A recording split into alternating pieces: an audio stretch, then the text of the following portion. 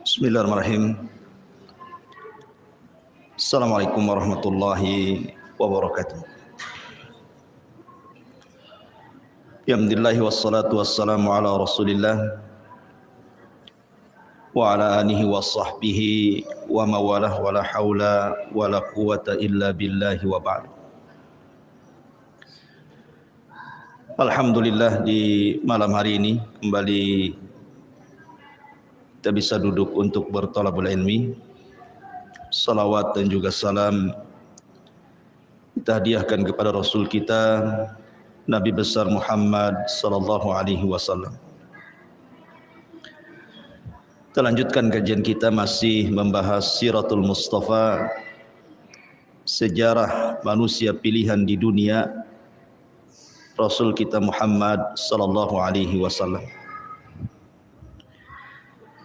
Dan kita masih menjelaskan tentang sejarah kelam Yahudi yang ada di kota Madinah di zaman Nabi sallallahu alaihi wa ala alihi wasallam. Di dalam surah Al-Baqarah ayat 120, Allah Subhanahu wa taala berfirman, "Walan tarda ankal yahudu walan nasara hatta tattabi'a millatahum." Selamanya tidak akan redha kepadamu wahai Muhammad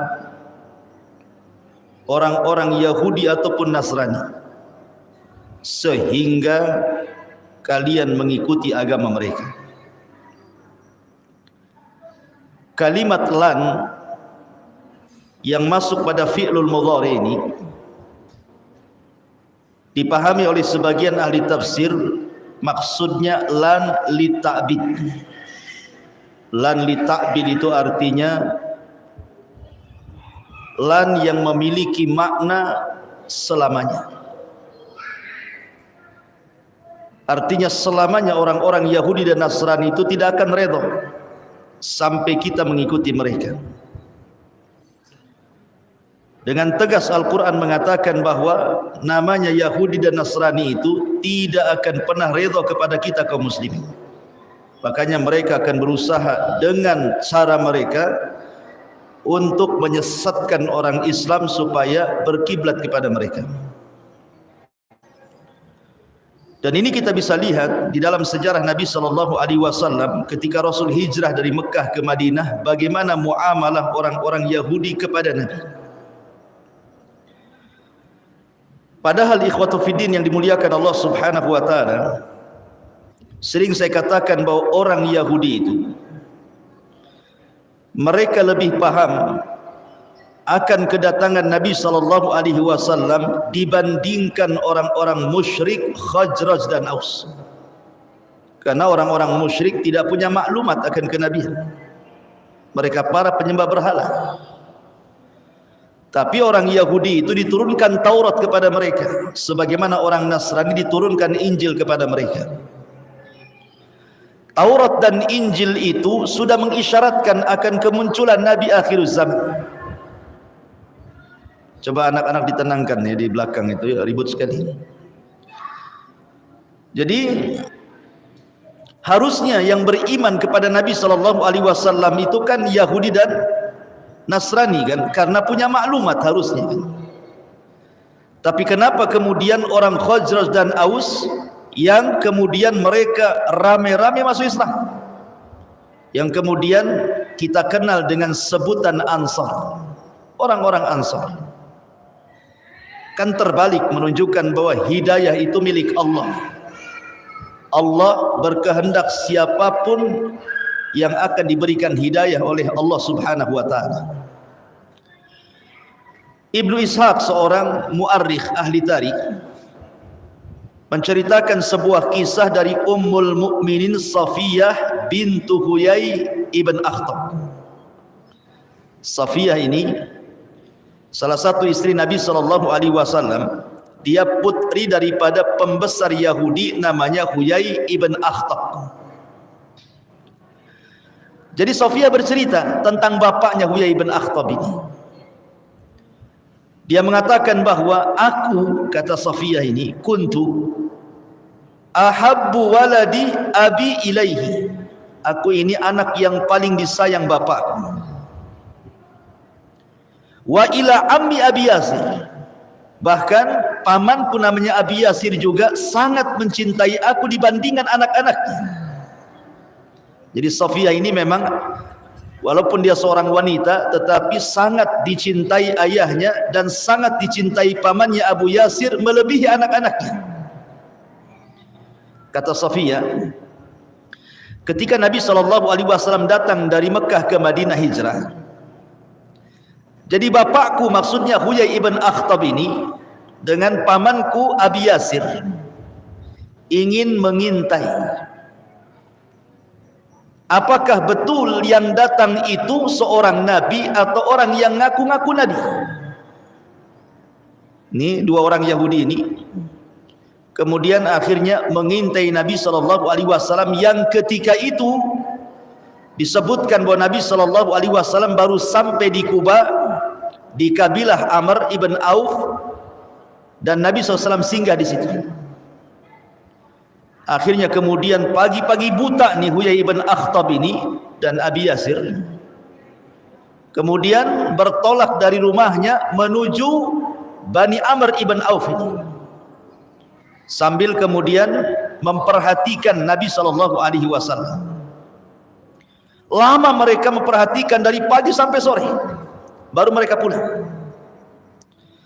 Setelah kemudian mereka pulang, kata Safiyah ini yang menceritakan istri Nabi ini, aku melihat wajah ayahku tidak seceria ketika dia berangkat, murung wajahnya. Kemudian aku pun menguping apa yang dibicarakan bapakku Huyai ibn Akhtab dengan Abu Yasir pamanku.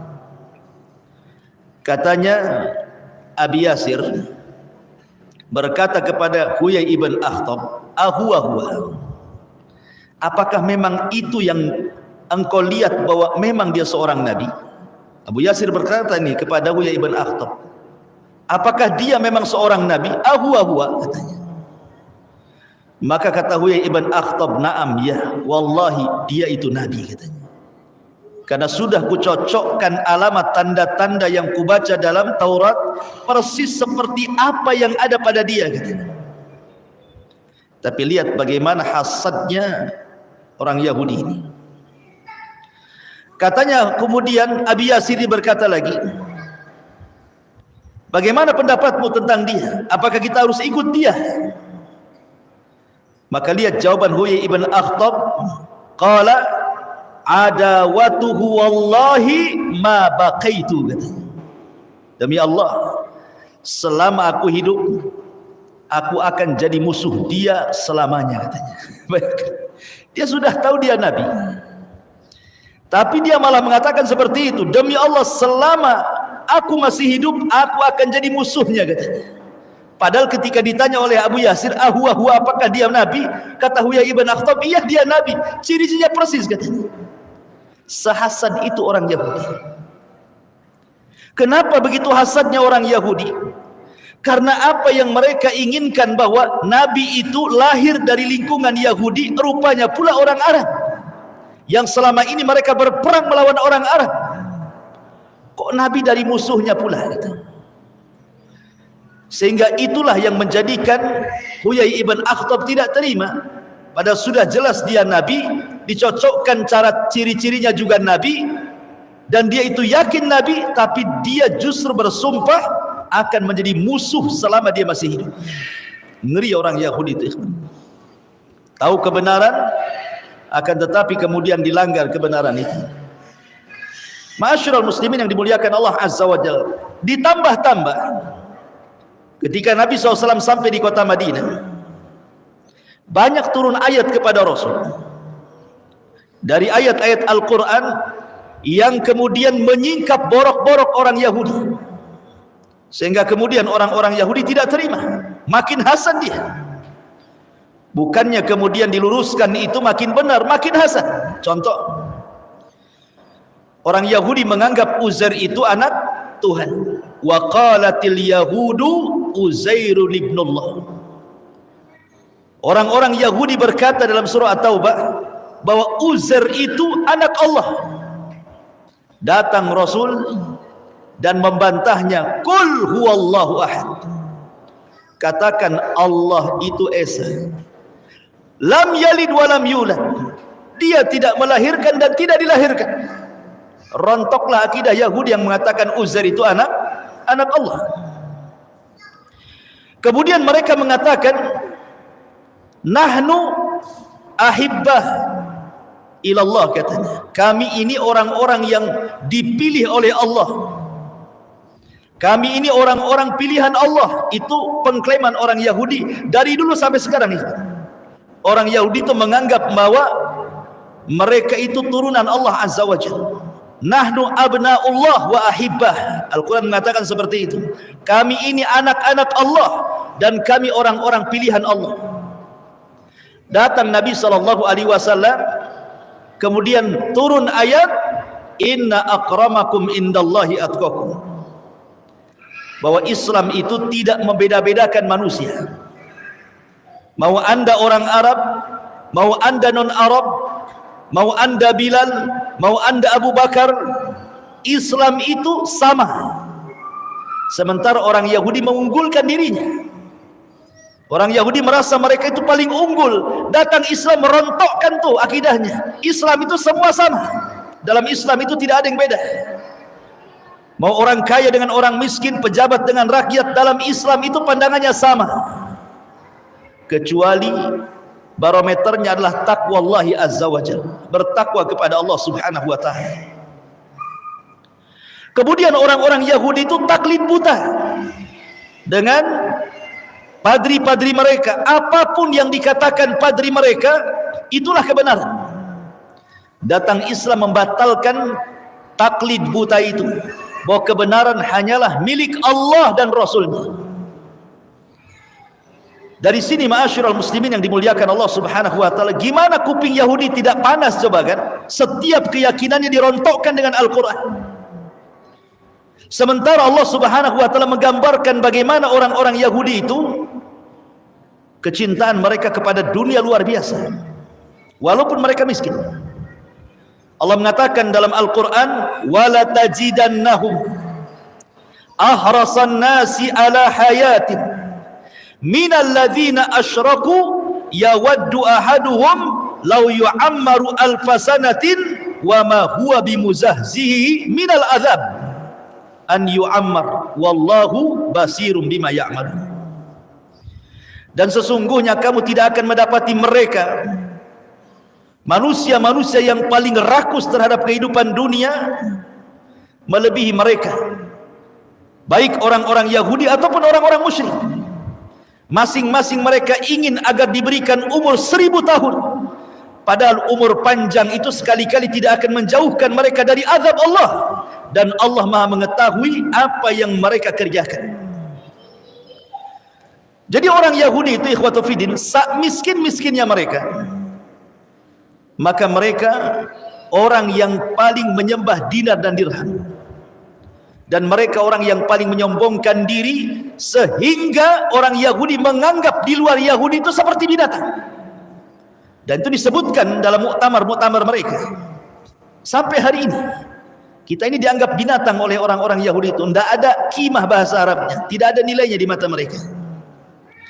Makanya wajar kalau seandainya di zaman Nabi SAW Yahudi itu su'ul adab, buruk adabnya, baik kepada Allah, baik kepada Rasulullah, baik kepada kalamullah Al-Quranul Karim. Saya akan sebutkan 3 kisah yang berkaitan dengan su'ul adab ini.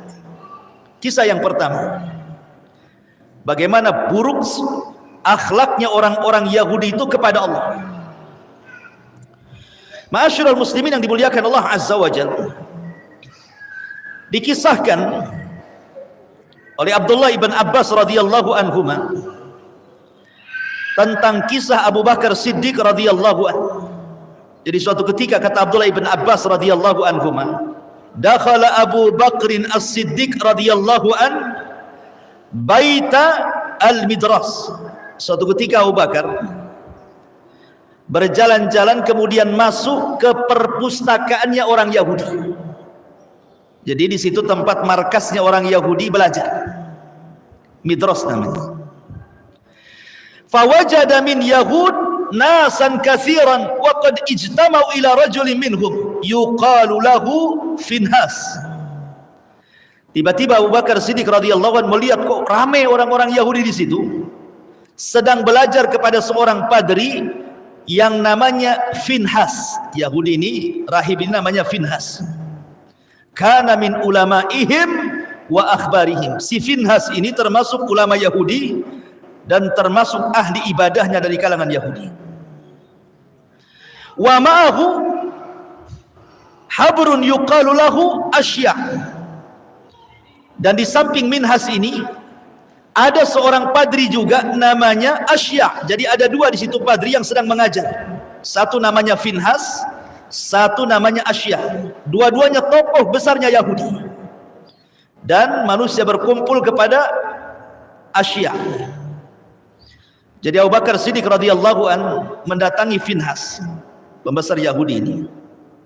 Kemudian mengatakan, "Waihaka ya Finhas, ittaqillah wa aslim. Fa wallahi innaka la ta'lam anna Muhammadan Rasulullah qad ja'akum bil haqqi min indillah tajidunahu maktuban indakum fit Taurati wal Injil." Lihat keberanian Abu Bakar. Ya. Dia datang kepada pendeta Yahudi. Apa kata Abu Bakar? "Wahai Finhas, salahkah engkau? Masuklah kau ke dalam Islam. Demi Allah, bukankah engkau sudah tahu bahwa Muhammad adalah utusan Allah dan sungguh telah datang kepada kalian kebenaran dari sisi Allah yang kalian ketahui dan ditulis di dalam kitab kalian Taurat dan Injil bahwa Muhammad itu Rasulullah. Masuklah kau ke dalam Islam." Masuk ke lingkungan Yahudi langsung ngomong gitu tuh Abu Bakar. Kamu kan sudah tahu bahwa Muhammad itu Rasulullah dan itu berdasarkan kitab kalian. Kenapa kalian tak masuk Islam? Itu maksudnya. Akhirnya kemudian Finhas mengatakan kepada Abu Bakar, "Wallahi ya Abu Bakrin, demi Allah wahai Abu Bakar, ma bina ilallahi min faqrin wa innahu ilaina lafaqiran." Abu Bakar, kami tidak berhajat kepada Allah. Allah yang berhajat kepada kami. Ya, bayang, di mana Abu Bakar? Dia mengatakan apa? Kami tidak butuh dengan Allah Tuhanmu. Dia Tuhanmu yang butuh dengan saya, katanya. Wa man tadarra ilaihi kama yatadarra ilaina. Sebagaimana bukan kami yang harus meminta doa kepada dia, dia harus meminta kepada kami, katanya. Di Bali itu kurang ajar, Bali. Ya. Allah dihina sama orang Yahudi. Akhirnya kemudian orang Yahudi ini ingin membuat syubhat. Kenapa dia sampai ngomong begitu? Wahai Abu Bakar, bukankah dalam kitabmu, maksudnya Al-Quran, ada ayat, "Man dzalladzi yuqridullaha qardan hasana fayudha'ifahu lahu adhafan katsira wallahu yaqbid wa yabsut wa ilaihi turja'un." Barang siapa yang meminjami Allah dengan pinjaman yang baik, maka Allah akan melipat gandakan ganti kepadanya dengan yang lebih baik. Lihat Abu Bakar ayat ini. Kalau Tuhanmu kaya, kenapa dalam Qur'anmu barang siapa yang meminjami Allah, berarti Allah itu fakir, dia pinjam sama kita. Syubhatnya orang Yahudi. Ya. Kemudian kalian datang melarang kami riba, tidak boleh riba. Tapi Tuhanmu berbuat riba, katanya. Karena di sini kalau kita meminjamkan kepada Allah, Allah lipat gandakan gantinya, kan? Kurang ajar nggak? Orang Yahudi itu juga. Ya. Dia ngasih syubhat kepada Abu Bakar. Emosi Abu Bakar, nggak tahan dia. Ditamparnya si Finhas yang di depan orang, ditampar. Ya. Kemudian pergi. Si Finhas ini merasa dizalimi. Apa salah dia? Kenapa dia sampai dipukul? Datang dia kepada Nabi SAW melapor. Kemudian di hadapan Nabi SAW dia mengatakan, ya Rasulullah, undur ma sana'a bi sahibuk. Lihat apa yang diperbuat temanmu si Abu Bakar itu. Dia sudah memukul wajahku, katanya. Kemudian Rasul mengatakan kepada Abu Bakar, ya Abu Bakar, ma hamalaka ala ma sana'ta. Betul kau lakukan itu wahai Abu Bakar? Kata Abu Bakar, bala, tentu aku lakukan itu. Ya. Kenapa kau lakukan? Kenapa kau pukul dia? Maka Abu Bakar Siddiq radhiyallahu anhu mengatakan, karena dia mengatakan Tuhan kita, Allah maksudnya, fakir dan mereka kaya, katanya. Maka Rasul mengatakan, ya Finhas, betul apa yang dikatakan Abu Bakar? Oh enggak benar, aku enggak pernah mengatakannya, katanya. Kurang ajar dia kan. Ya. Jadi munafik itu bukan orang musyrik saja seperti Abdullah ibn Ubay saja, tapi Yahudi juga ada munafiknya. Karena kaidah munculnya munafik itu apabila Islam kuat, maka kuatlah munafik. Kalau Islam lemah, maka lemahlah munafik. Jadi munafik itu sesuai dengan kekuatan Islam. Kalau Islam kuat, munafiknya makin kencang. Kalau Islam lemah, justru nggak ada munafik. Ngapain kalau Islam lemah jadi munafik? Jadi kafir aja lah. Kan gitu bahasanya. Makanya karena Islam kuat jadi munafik dia. Jadi ada orang Yahudi yang munafik juga. Oh enggak, aku nggak ngomong gitu sama Bakar. Kadzabta ya Abu Bakrin, dusta kau ya Abu Bakar, kata. Maka kemudian Allah Subhanahu wa taala turunkan ayat karena Abu Bakar, karena masalahnya tidak ada saksi. Sehingga kemudian Abu Bakar tidak bisa membela diri, kan begitu. Tapi ucapan Abu Bakar hak, makanya Allah turunkan ayat. Satu ayat untuk si Finhas, satu ayat untuk Abu Bakar. Ya. Satu ayat untuk si Finhas ini turun surah Al-Imran. Turun surah kepada Abu Bakar, turun surah Al-Imran, la tublawunna fi amwalikum wa anfusikum wa la tasma'unna minal ladzina utul kitaba min qablikum wa minal ladzina asyraku adan katsira wa in tasbiru wa tattaqu fa inna dzalika min azmil umur. Ayat ini turun kepada Abu Bakar mengobati luka Abu Bakar karena merasa bahwa beritanya tidak diakui. Maka Allah mengatakan, kamu sungguh akan diuji terhadap hartamu dan juga dirimu, dan juga kamu sungguh-sungguh akan mendengar dari orang-orang yang diberikan kitab sebelum kamu, dan dari orang-orang yang mempersekutukan Allah gangguan yang sangat menyakitkan hatimu. Allah dihina apa enggak sakit?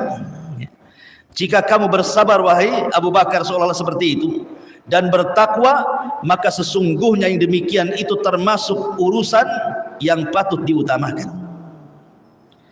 Tetapi kemudian turun kepada Finhas bahwa ucapan dia benar, mengatakan Allah miskin dan mereka orang Yahudi merasa kaya. Turun ayat kepada mereka. Apa ayatnya? Laqad sami Allahu qaulal ladzina qalu innallaha faqirun wa nahnu aghnia sanaktubu ma qalu wa qatlahumul anbiya bighairi haqq wa naqulu dzuqu adzabal hariq. Sungguh Allah mendengar ucapan orang yang mengatakan Allah itu fakir, kami yang kaya. Siapa yang mengucapkan? Finhas. Maka kami akan catat apa yang mereka katakan, dan terhadap pembunuhan mereka dahulu kepada para nabi, dan kami katakan kepada mereka, rasakanlah kelak azab neraka yang akan membakar kalian. Subhanallah, bagaimana su'ul adabnya siapa? Yahudi kepada Allah Subhanahu wa ta'ala. Dia mengatakan Allah fakir, mereka pula kaya. Ini satu kisah bagaimana su'ul adab mereka kepada, banyak sebenarnya kisahnya, seperti mengatakan Allah bakhil, ya. Kemudian kisah yang kedua, bagaimana su'ul adab mereka kepada Nabi SAW. Ini dikisahkan di dalam kitab Sahihaini Bukhari Muslim, ketika Aisyah radhiyallahu anha bercerita. Jadi yang menceritakan di sini adalah Aisyah Ummul Mukminin radhiyallahu anha. Ada seorang Yahudi tiba-tiba mengucapkan salam kepada Nabi sallallahu alaihi wasallam dengan salam kematian. Assalamu alaikum ya Muhammad. Bukan assalamu alaikum. Assalamu alaikum. Beda kalau assalamu alaikum dengan assamu alaikum. Kalau assalamu artinya selamat. Kalau assam itu artinya racun. Seolah-olah kalau diartikan assamu alaikum, mati aja kau Muhammad gitu bahasanya. Kalau assalamu alaikum, mudah-mudahan Allah Subhanahu wa taala berikan keselamatan kepadamu wahai Muhammad. Aisyah radhiyallahu anha Ummul Mukminin mendengar ucapan orang Yahudi ini, kemudian ngomong sama Nabi sallallahu alaihi wasallam. Ya Rasulullah, kata Aisyah, kenapa kau tidak jawab mereka dengan membalik kata-kata mereka? Bukankah mereka adalah abna'u al-khanazir, anak-anaknya babi katanya. Abna'ul khanazir, karena orang-orang Yahudi dikutuk menjadi kera dan babi, kan begitu ya. Kunu qiradatan khasiin, kan itu. Jadi Aisyah radhiyallahu mengatakan, kenapa kau tidak balas mereka? Bukankah mereka adalah abna'u al-qiradata wal khanazir, anak-anaknya kera dan babi, kata Aisyah. Apa kata Nabi SAW? Wahai Aisyah, jangan seperti itu. Islam tidak mengajarkan kekotoran bicara. Rasul mengajarkan adab, jangan dibalas keburukan dengan keburukan, balaslah keburukan dengan kebaikan. Rasul ingin mentarbiah istrinya. Nah, harusnya antum gitu. Kalau istri sudah mulai gibah, antum tegurlah. Janganlah gibah. Jangan pula antum yang mancing. Gimana kondisi tetangga sebelah? Antum pula yang mancing. Antum yang tegur. Sudah. Enggak usah lagi cerita si anu dah. Masak aja. Jadi Aisyah radhiyallahu anha emosi Aisyah. Rasul itu enggak terpengaruh sebenarnya. Mau dicaci maki Rasul sudah biasa. Lebih parah lagi ketika dia berada di Mekah, kan gitu ya. Dikatakan gila, dikatakan tukang sihir, sudah biasa bagi Nabi. Apalagi hanya mengatakan assalamualaikum. Rasul itu tidak dimasukkan ke dalam hati. Dan ini tarbiyah bagi kita, kan. Kalau ada orang-orang yang mengucapkan kalimat buruk kepada kita, tidak perlu masuk ke dalam hati.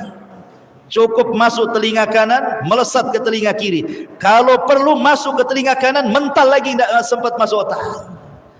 Jadi tidak sakit kali hati kita ini. Itulah tarbiyah Nabi. Akhirnya Nabi SAW mengatakan, sesungguhnya sudah ku jawab, tetapi dengan sebutan wa alaikum, kamu saja. Nah, gitu maksudnya. Jadi kalau mereka mengatakan mati aja kau Muhammad, kata Rasul wa alaikum, kau saja yang mati. Itu maksudnya. Tidak perlu ditambah-tambah kalimatnya. Tapi lihat bagaimana su'ul adab di sini, kan. Jelek sekali mereka adabnya kepada Nabi sallallahu alaihi wasallam itu. Begitulah su'ul adabnya orang-orang Yahudi. Jadi kalau hari ini kemudian ada orang-orang yang mencela Rasul, menghina Rasul, istihza kepada Rasul, su'ul adab kepada Rasul, dengan mengatakan khamr minuman nabilah, kata subhanallah, naudzubillah. Ma'asyiral muslimin yang dimuliakan Allah azza wa jalla. Kemudian yang ketiga, bagaimana su'ul adab mereka terhadap Al-Quran, terhadap Al-Quranul Karim. Ketika orang-orang Yahudi datang kepada Nabi SAW bertanya soal ruh, apa itu ruh? Maka Nabi terdiam, karena Nabi tidak punya jawaban. Nabi tidak boleh menjawab dengan hawa nafsunya. Nabi itu harus menjawab dengan wahyu yang diwahyukan kepadanya. Wa ma yantiqu anil hawa in huwa illa wahyun yuha. Rasul itu tidak pernah mengucapkan dengan hawa nafsunya, pasti setiap ucapannya wahyu yang Allah wahyukan kepadanya. Karena Allah yang mengatakan, "Lau taqawwala alaina ba'dal aqawil la akhadna minhu bil yamin thumma laqata'na minhul watin." Muhammad, kalau engkau berani, kata Allah, mengucapkan sebuah pendapat yang tidak bersumber dariku, kata Allah, ku tarik tangan kananmu, ku potong urat nadimu. Jadi Allah mengancam, ya, tidak boleh Rasul mereka-reka yang Allah tidak katakan. Makanya Rasul diam saja karena tidak tahu jawabannya. Maka turunlah ayat, wa yas'alunaka 'anir ruh qulir ruhu min amri rabbi wa ma utitum minal ilmi illa qalila. Mereka bertanya-tanya kepada wahai Muhammad soal ruh. Katakan ruh itu urusan Rabbku, dan tidaklah kalian diberikan ilmu kecuali sedikit. Yang ingin saya bahas adalah wa ma utitum minal ilmi illa qalila. Tidaklah kalian diberikan ilmu oleh Allah kecuali sedikit. Ketika orang Yahudi mendengar ayat ini, tidaklah kalian diberikan ilmu kecuali sedikit, datang dia kepada Nabi, wahai Muhammad, kalimat itu untuk kalian atau untuk kami? Wa ma utitum minal ilmi illa qalila, itu maksudnya khitabnya untuk kalian orang Islam atau untuk kami orang Yahudi? Kata Nabi SAW, kullan, semuanya kena. Mau kami orang Islam, mau kalian orang Yahudi, tidaklah Allah memberikan ilmu kecuali sedikit. Mulai mereka membuat syubhat, kemudian mengatakan, ya Muhammad, bukankah dalam kitabmu, maksudnya Al-Quran, ya, ada kalimat bahwa telah diturunkan Taurat dan juga Injil, fiha tibyanan likulli syai', bahwa Taurat dan Injil itu sebagai penjelas terhadap segala sesuatu. Kalau memang Taurat dan Injil yang disebutkan dalam Qur'anmu itu menjelaskan segala sesuatu sebagai penjelas segala sesuatu, kenapa pula kemudian Allah mengatakan kalian tidak diberikan ilmu kecuali sedikit? Ini kan kontradiktif dengan ayat ini. Katanya sedikit, tapi Taurat dijelaskan dalam Al-Quran sebagai penjelas segala sesuatu. Kan banyak artinya gitu maksudnya. Maka Rasulullah SAW mengatakan, menjawab, hiya fi ilmillah qalilun wa qad atakum ma in alimtum bihi in tafa'tum fa anzalallah walau annama fil ardi min syajarati aqlamin. Kemudian wal bahru yamudduhu min ba'di sab'atu abhurin ma nafidat kalimatullah. Kata Nabi SAW, apapun yang tersimpan dalam kitab kalian Taurat, tetap itu kecil sedikit bagi Allah. Kemudian Allah turunkan, seandainya seluruh bumi ini ditanam pohon, kemudian pohon itu menjadi pena, dan 7 lautan menjadi tintanya, kata Allah, kalimat-kalimat Allah tidak akan putus, saking banyaknya. Ya. Jadi lihat bagaimana su'ul adab mereka terhadap Al-Quran. Mereka mau itu membantah saja, mengadu-adukan satu ayat dengan yang lainnya. Itulah ciri khasnya Yahudi, su'ul adab, buruk adab kepada Allah, buruk adab kepada Rasulullah, dan buruk adab kepada Al-Quranul Karim. Maka siapapun yang tidak punya adab kepada Allah, kepada Rasul dan Al-Quran, maka tidak ubahnya kalian dengan orang-orang Yahudi. Karena itulah ciri mereka orang Yahudi, tidak punya akhlak terhadap Allah, terhadap Rasul, dan terhadap Al-Quranul Karim. Ma'asyiral muslimin yang dimuliakan Allah Subhanahu wa ta'ala. Kemudian kalau kita melihat beberapa perangai orang Yahudi, orang Yahudi ini ikhwatu fiddin, di antara perangai yang buruk adalah mereka tidak suka persatuan kaum muslimin. Karena kan semakin banyak masalahnya orang yang masuk Islam di kota Madinah itu makin banyak, sesaklah itu dadanya Yahudi itu. Sehingga kemudian dikisahkan nih satu kisah. Jadi ada seseorang Yahudi yang mengutus untuk mengadu domba orang-orang Khazraj dan Aus yang sudah masuk Islam. Jadi mereka itu sudah jadi sahabat Nabi SAW. Bayangkan Khazraj dan Aus itu perang 120 tahun. Perang aja itu Khazraj dan Aus itu. Sampai datang Rasul dari Mekah hijrah ke Madinah, kemudian disatukan dua kabilah itu, jadilah satu nama Ansar. Pada dua kabilah itu 120 tahun itu perang tuh, bayangkan. Tidak berhenti-henti perang itu. Yang mampu mendamaikannya Nabi SAW. Jadi ada seorang namanya Syath ibn Qais al-Yahudi. Syath ibn Qais al-Yahudi. Ini orang yang paling hasad, yang paling jahat dari orang Yahudi. Si Syath ini, Ibn Qais al-Yahudi. Karena dia adalah pembesar kekufuran, pembesarnya Yahudi. Jadi suatu ketika marra yauman ala nafarin minal ansar minal ausi wal khajraj fi majlisin yatahaddatsun. Lewatlah si Syath ini, Ibn Qais ini, ke tempat yang dulu. Tempat itu adalah tempat di mana orang Khazraj dan Aus itu suka musuh-musuhan. Dilihatnya kok mereka damai sekarang, kok mereka akur gitu kan. Akhirnya hasad, tidak terima dia. Kok bisa Khazraj dan Aus bisa akur nih? Akan kubuat mereka perang, katanya. Caranya gimana? Akhirnya dia utus satu orang penyair yang ahli syair, diutus untuk datang ke majelis itu. Apa kata Syath ibn Qais kepada penyair ini? Aku akan bayar kamu. Kau datang kepada majelisnya Khazraj dan Aus yang sedang bermesraan itu. Katakan kepada mereka syair-syair perang yang pernah mereka kumandangkan dulu, supaya diingatkan dengan syair-syair dulu. Ingat, syair itu sama dengan media di zaman sekarang. Sama dengan TV, sama dengan YouTube, sama dengan radio. Itu syair itu gunanya zaman dulu tuh. Kalau mau menyebarkan berita paling mudah dengan syair. Dan syair itu bisa membuat orang menangis, bisa membuat orang pingsan, bisa membuat orang dendam, bisa membuat orang marah, bisa buat orang perang. Itu syair itu. Ya, syair itu luar biasa. Orang sedih aja bisa ketawa dengan syair. Orang tertawa bisa sedih gitu. Itulah syair, kekuatan syair di zaman itu.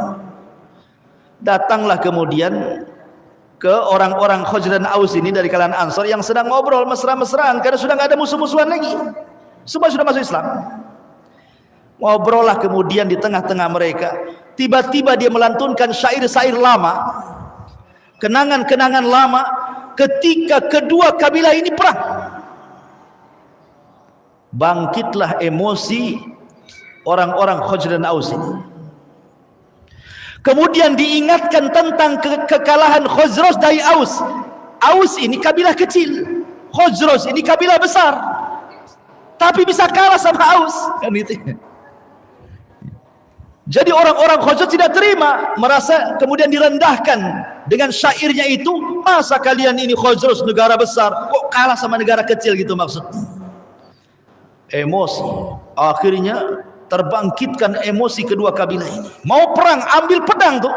Udah mau perang tuh. Bayangkan. Sampailah kabar ini kepada Nabi SAW. Bergegas Rasul datang ke tempat itu karena sudah mau hadap-hadapan dengan pedang-pedang mereka. Kata Nabi SAW, atad'unal jahiliyah wa ana baina adhurikum ba'da idh akramakumullahu bil Islam wa qata'a bikum wa qata'a bihi ankum amral jahiliyah wa allafallahu bainakum.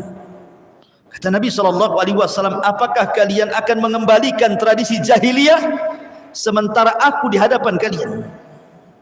Allah sudah muliakan kalian dengan Islam, dan Allah sudah putuskan tradisi-tradisi jahiliyah yang jahat itu. Bahkan Allah sudah lembutkan kalian. Kemudian Rasul terus menasihati sampai akhirnya mereka melempar pedang-pedang mereka. Fabakau, mereka pun menangis semuanya, saling salaman, saling berpeluk. Kemudian Nabi SAW ikut menangis. Turunlah ayat surah Al-Imran ayat 99. Qul ya ahlal kitab lima tasudduna an sabilillah Man amana tabqunaha iwaja wa antum syuhada wa mallahu bighafilin amma ta'malun. Katakan wahai Muhammad, wahai ahli kitab, maksudnya Yahudi dan Nasrani, mengapa kamu menghalang-halangi orang-orang yang beriman dari jalan Allah?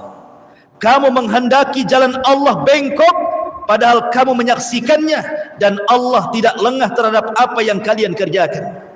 Kenapa kalian hendak menghalang-halangi orang-orang yang sudah masuk Islam? Ngapain kamu? Ya. Jadi Allah Subhanahu wa taala turunkan ayat ini menyebutkan sifat-sifat orang-orang Yahudi suka memecah belah. Jadi kalau ada provokator dalam dakwah itu, jangan-jangan nih masuk sifat-sifat Yahudi pula, suka memecah belah. Karena orang Yahudi tidak suka kalau seandainya Islam berkembang, hasad dia. Ya. Ma'asyiral muslimin yang dimuliakan Allah Subhanahu wa taala. Lihat bagaimana ketidaksukaannya orang-orang Yahudi kepada kaum muslimin yang ada di kota Madinah. Bahkan mereka itu tukang hasud. Tukang hasud, bahkan mereka melecehkan kehormatan seorang wanita muslimah pula. Ada di Madinah itu, di antara kabilah Yahudi itu namanya kabilah Bani Kunaiqa. Kabilah Bani Kunaiqa. Kabilah Bani Kunaiqa itu kabilah Yahudi yang pertama yang terusir dari kota Madinah. Kabilah Bani Kunaiqa. Kenapa demikian? Jadi ketika kaum muslimin ini menang di perang Badar, orang Yahudi tidak suka, kemudian mengejek, ialah musuh kalian orang-orang musyrik, patutlah kalian menang katanya. Coba kalau musuh kalian aku, orang Yahudi, kalah kalian. Kan kurang ajar tuh. Ialah musuhnya orang-orang itu, cobalah musuh perang sama kami gitu. Dah kalah kalian. Sampai berita ini kepada Rasul. Ya bayangkan. Ditambah-tambah kemudian Bani Kunaiqa ini mengutus utusan ke Quraisy. Untuk apa? Membangkitkan dendam kekalahan supaya suruh balas. Kami akan bantu dari Madinah. Udah bayangkan orang Yahudi kan, siasat mereka. Akhirnya kemudian sampai suatu ketika adalah wanita muslimah ke pasar, membeli sesuatu, masuk ke dalam pasar. Kemudian dipaksa orang Yahudi untuk membuka cadarnya, membuka hijabnya, auratnya. Wanita ini tak mau, fa'abat, tak mau. Rupanya ketika wanita ini duduk, jilbabnya diikat di kursi. Dia tidak sadar kalau diikat. Pas bangun, ketarik, nampaklah auratnya. Menjeritlah wanita ini. Kemudian meminta pertolongan kepada kaum muslimin. Ada satu pemuda muslim ini enggak terima. Cari siapa yang mengikat kain wanita itu. Rupanya mengikat itu pemilik toko Yahudi. Langsung ambil pedang, tebas kepalanya, mati. Ketika kemudian, itu kan pasarnya Yahudi tuh, pasarnya Bani Kunaiqa, orang Yahudi semua di situ. Ketika kemudian ada seorang muslim ini membunuh, karena apa? Karena dia sudah melecehkan seorang, ini satu pasar nggak terima, dikejarnya orang muslim yang membunuh satu Yahudi ini, kemudian dihakimi rame-rame, mati juga. Sampai berita ini kepada Nabi SAW. Berarti Bani Kunaiqa ini sudah merobek perjanjian piagam Madinah. Ya, kan sudah ada piagam itu.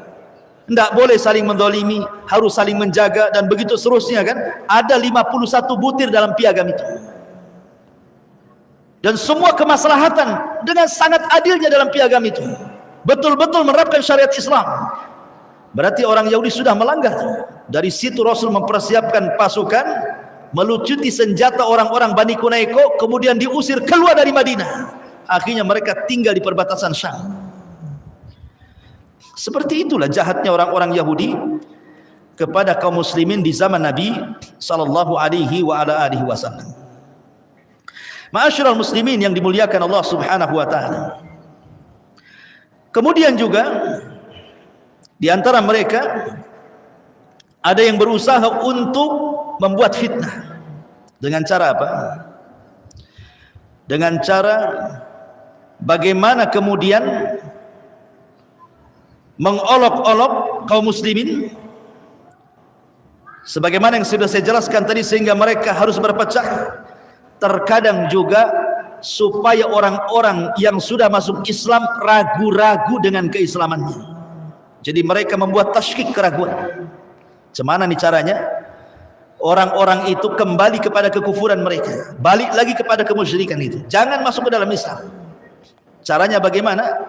Membuat tasykik, membuat keraguan-raguan. Dengan cara apa mereka membuat keraguan-raguan? Dengan cara memperbanyak tanya kepada Nabi SAW. Jadi mereka itu caranya ada dengan cara mendebat di hadapan para sahabat. Nanti kalau Rasul tidak bisa menjawab, tengok Nabi kalian tidak bisa jawab. Dan itu dijelaskan dalam beberapa riwayat bagaimana orang Yahudi ini berusaha untuk meragukan kaum muslimin dari agama Islam. Contoh beberapa kasus. Ketika orang-orang Yahudi ditanya oleh Nabi SAW, man ahlun nar, siapa penduduk neraka? Siapa penduduk neraka? Maka orang Yahudi mengatakan, nahnu, kami penduduk neraka. Summa takhlufuna antum, tapi kami sebentar saja, habis itu kau penggantinya. Iya betul, kami penduduk neraka, tapi sebentar saja. Berapa hari? 40 hari saja. Makanya turun ayat, wa qalu lan tamassana an-nar illa ayyaman ma'dudat, katanya. Kalaupun kami harus masuk neraka, paling beberapa hari di neraka itu. Ada yang mengatakan 40 hari, diambil dari kesalahan Bani Israel ketika ditinggal Nabi Musa mengambil Taurat, mereka menyembah patung anak sapi. Ya 40 hari itulah kesalahan kami, katanya. Habis itu kalian yang gantikan, kalian kekal di dalamnya, katanya. Maka Rasul mengatakan, kadzabtum, dusta kalian. Laqad alimtum anna la nukhlifukum. Kalian sudah tahu, enggak mungkin kami jadi ganti kalian di neraka. Kalian akan dikekalkan di dalamnya. Makanya turun ayat, wa qalu lan tamassana nar illa ayyaman ma'duda. Qul attakhadtum indallahi ahdan fala yukhlifallahu ahdah am taquluna 'alallahi ma la ta'lamun. Mereka berkata, neraka tidak akan menyentuh kami kecuali beberapa hari saja. Ada yang mengatakan beberapa hari di sini, ada yang mengatakan 40 hari, ada yang mengatakan 1 minggu saja. Karena orang Yahudi meyakini bahwa umur dunia itu 7,000 sana, 7.000 tahun. Mereka mengatakan umur dunia itu 7.000 tahun. Wa anna Allah yu'adzibun nas fin nar bi kulli alfi sanatin min ayyamid dunya yawman wahidan. Dan Allah akan mengazab manusia di neraka setiap 1000 tahun, ya, dengan kehidupan dunia, maka akan dikecualikan 1 hari. Jadi kalau 7 kali berarti 7 hari saja, itu yang 1 hari milik kami, katanya. Kami tidak akan diazab 7 hari. Itu satu riwayat yang mengatakan 40 hari saja. Tapi itu kan angan-angan mereka. Kenapa demikian? Orang-orang Yahudi itu menganggap mereka itu ahli jannah. Masalahnya, mereka lah yang paling benar, yang paling dicintai Allah, manusia pilihan, dan mereka tidak mungkin dihinakan Allah. Tapi Allah Subhanahu wa taala katakan kepada mereka, "Qul in kanat lakumud darul akhirah indallah khalisatan min dunin nas fatamannawul mauta in kuntum shadiqin." Hei orang-orang Yahudi, seolah-olah begitu. Katakan ya Muhammad, hei orang-orang Yahudi, jika negeri akhirat di sisi Allah khusus untuk kalian, maksudnya kalau kalian mati pasti masuk surga, dan kalaupun masuk neraka hanya beberapa hari saja. Kalau memang kalian merasa menguasai surga, bercita-cita matilah kalian. Harusnya kan kalian bercita-cita mati kan? Cepat mati, cepat masuk surga, kan begitu?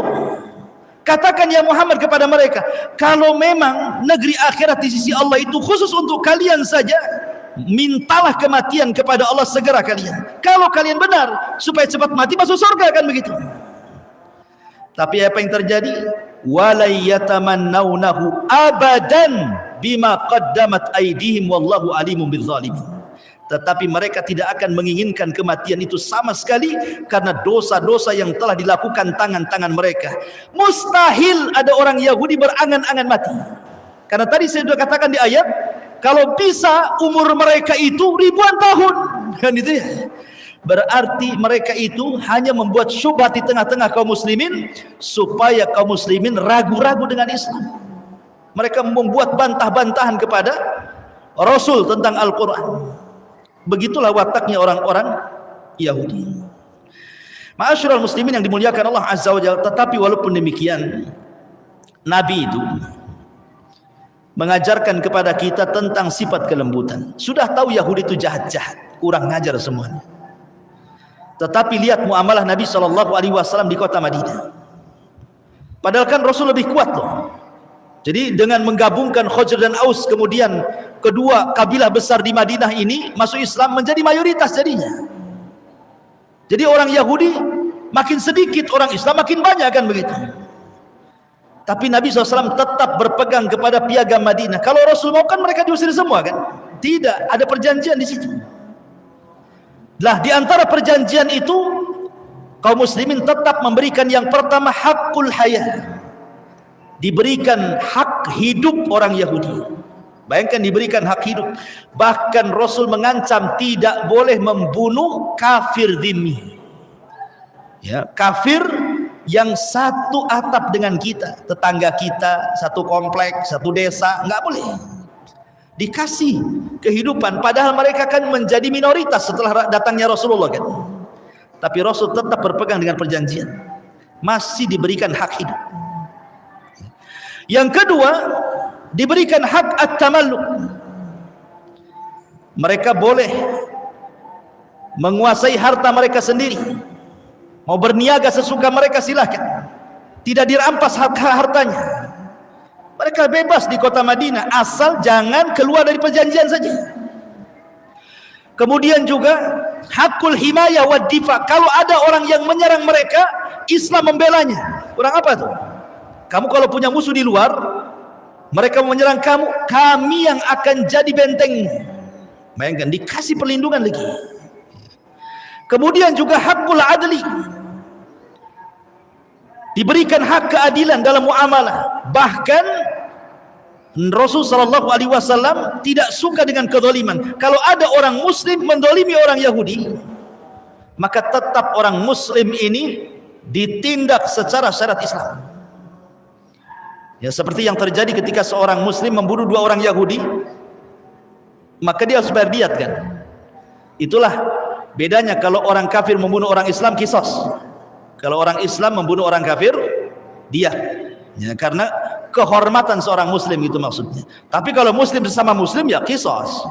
Ini kan bandingannya muslim dengan kafir, kan itu. Akhirnya Nabi SAW mencari-cari untuk bayar diat. Karena sudah membunuh dua orang, berarti 200 ekor unta tuh. Kan satu orang 100 ekor unta tuh. Subhanallah, Rasul sampai minta kepada orang muhajirin, minta kepada orang ansor, minta kepada yang ada dalam perjanjian itu, suruh infak untuk bayar diat kepada orang yang sudah dibunuh kepada keluarganya. Sampai seperti itu Nabi SAW membela hak-haknya orang-orang kafir di situ. Tapi orang Yahudi tidak paham dengan ajaran Nabi. Ma'asyiral muslimin yang dimuliakan Allah Azza wa Jalla. Bahkan Rasul SAW pun terkadang mengunjungi. Kalau ada orang sakit Yahudi itu dikunjungi. Sampai ada satu kisah, kan, ada orang Yahudi sakit. Kemudian Nabi SAW mengunjungi orang Yahudi yang sedang sakit itu. Rupanya anak muda ini, Yahudi ini, dulunya pernah bekerja dengan Nabi. Jadi dia tahu akhlak Nabi. Kata Nabi SAW, mau enggak kau masuk Islam? Rasul sudah tahu dia bakal mati. Maukah kau masuk Islam? Maka Yahudi ini kadang-kadang menatap wajah Rasul, kadang-kadang menatap wajah bapaknya. Takut dia dengan bapaknya mau mengucapkan syahadat itu. Entah gimana bapaknya justru mengatakan ati Abul Qasim. Ikuti ucapan Abul Qasim, maksudnya Rasulullah. Maka Yahudi mengatakan asyhadu an la ilaha illallah wa annaka rasulullah, kemudian mati.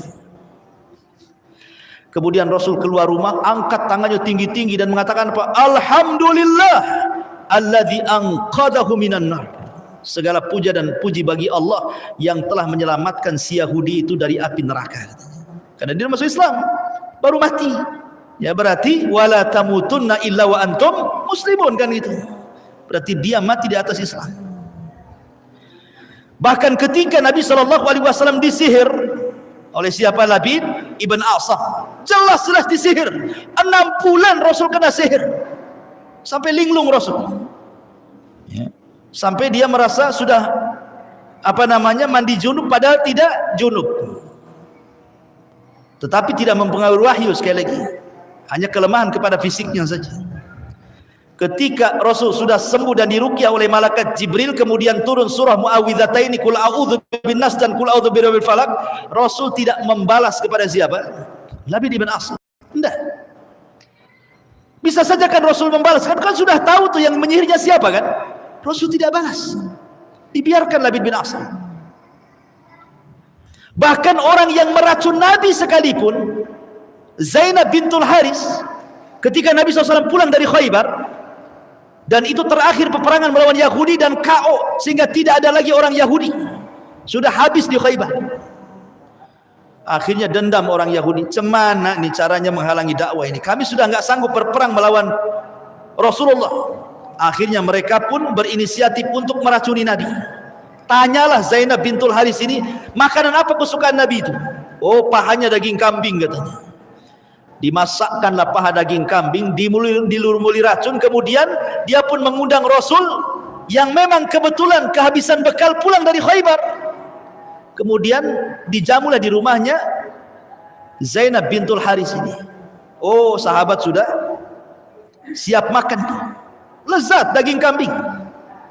Kemudian Nabi SAW sempat makan dia, dan sempat tercicipi racunnya.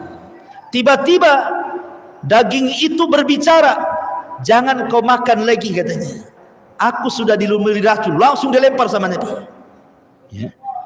Lempar sama Nabi. Kata Rasulullah kepada sahabatnya, jangan ada yang makan, itu makanan dan racunnya semuanya. Rupanya ada satu sahabat Rasul yang ikut termakan racun. Satu sahabat Rasul ikut termakan racun, 1 tahun setelahnya mati. Tapi Nabi SAW tidak mengkisos wanita itu. Selama 1 tahun Rasul tidak mengkisos wanita itu, tidak membalas, maksudnya pada jelas-jelas ngasih racun kan. Rasul membiarkan wanita itu. Baru kemudian Rasul membunuh wanita itu karena kisos setelah kematian sahabatnya. Itu pun setelah 1 tahun tuh, meninggal sahabatnya, berarti kisos karena sudah membunuh. Jadi membunuh karena kisos kepada sahabatnya. Baru orang Rasul dibunuh tuh Zainab bintul Haris tuh, sebagai kisos karena membunuh sahabat. Itu pun setelah 1 tahun kan. Kalau seandainya sahabat ini selamat gitu ya, tidak mati, tentu tidak ada kisos kan. Menunjukkan bagaimana Nabi SAW bermuamalah dengan orang Yahudi itu seperti itu baiknya. Tetapi orang Yahudi tidak paham dengan akhlaknya Nabi SAW. Ma'asyiral muslimin yang dimuliakan Allah Azza wa Jalla, dan banyak lagi kisah-kisah tentang muamalah orang-orang Yahudi kepada kaum muslimin dan kepada Nabi di kota Madinah. Wallahu a'lam bishawab. Suara makin serak juga. Mungkin sampai sini saja. Mudah-mudahan ada manfaatnya. Subhanakal bihamdika asyhadu an la ilaha illa anta astaghfiruka wa atubu ilaik. Allahu ta'ala. Assalamualaikum warahmatullahi wabarakatuh.